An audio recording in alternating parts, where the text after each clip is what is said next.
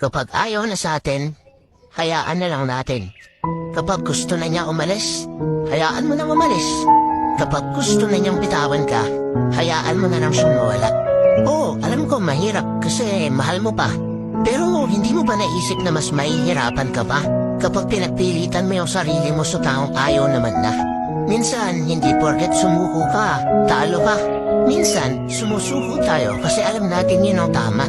Mali naman na kasing ipagsiksikan pa yung sarili mo sa taong pilit kang tinutulak papalayo. Hindi ka dapat magmakaawa na huwag siyang mawala. Kasi unang-una, kung talagang mahal ka niyan, hindi nagagawing solusyon ang hiwalayan.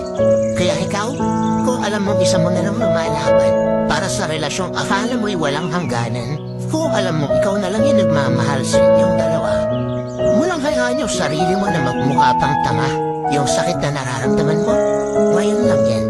Kasi darating din naman yung punto na kung saan isang araw gigising ka na lang kung wala nang nararamdaman para sa taong akala mo dati hindi mo kayang mawala.